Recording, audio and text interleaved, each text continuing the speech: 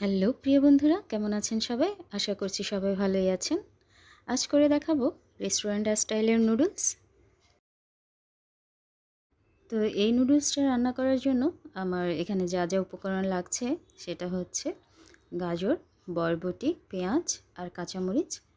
তো এখানে আমি গাজরটা গ্রেটারের সাহায্যে গ্রেট করে নিয়েছি আর বরবটিটা ছোট ছোট করে কেটে নিয়েছি। আর তো পেঁয়াজ কুচি আছেই, কাঁচামরিচ সাথে।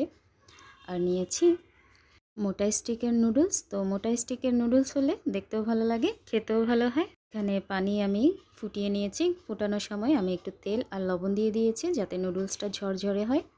তো নুডলসটা সিদ্ধ হওয়ার পর আমি এটা ঠান্ডা পানিতে ধুয়ে পানি ঝরতে দিয়ে দিয়েছি। এখন কড়াইতে আমি তেল দিয়ে দিলাম। এখন এখানে ডিম আমি ঝুরি করে নেব, সেই জন্য এখানে আমি দুটো ডিম দিয়ে দিয়েছি। তো ডিমটা ঝুরি হয়ে গেলে এটা আমি একপাশে সরিয়ে রাখবো। এটা আমি আর আলাদা পাত্রে তুলে রাখছি না, জাস্ট একপাশেই সরিয়ে দিয়ে এখানে আমি চিংড়ি মাছ দিয়ে দিয়েছি। তো চিংড়ি মাছটা একটু ভেজে নিচ্ছি আমি।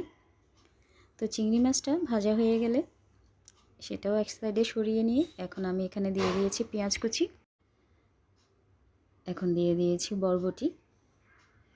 এটা ভালো করে মিশিয়ে আমি এখানে দিয়ে দিয়েছি লবণ স্বাদ মতো, দিয়ে এটা ভালো করে মিশিয়ে একটু ঢেকে আমি রান্না করে নিব যাতে বরবটিটা সেদ্ধ হয়ে যায়।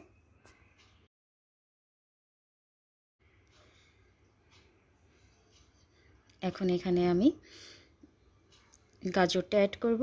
তো এখানে গ্রেট করা গাজরটা দিয়ে দিলাম। তো গাজর দিয়ে আমি বেশিক্ষণ রাখবো না, কারণ এতে করে গাজরের কালারটা নষ্ট হয়ে যাবে। জাস্ট একটু নেড়ে চেড়ে এখানে আমি সেদ্ধ করে রাখা নুডলসগুলো দিয়ে দিয়েছি। এখন নুডলসটা দেওয়ার পর এখানে নুডলসের ভেতর প্যাকেটের মধ্যে যে টেস্ট মেকারটা থাকে সেটা দিয়ে দিচ্ছি।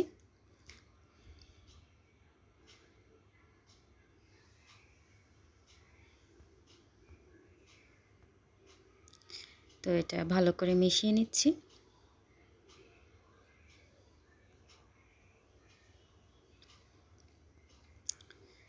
তো তৈরি হয়ে গেল ঝটপট নুডলস রেস্টুরেন্ট স্টাইল। এখন উপর থেকে একটু ধনেপাতা কুচি ছড়িয়ে দিচ্ছি।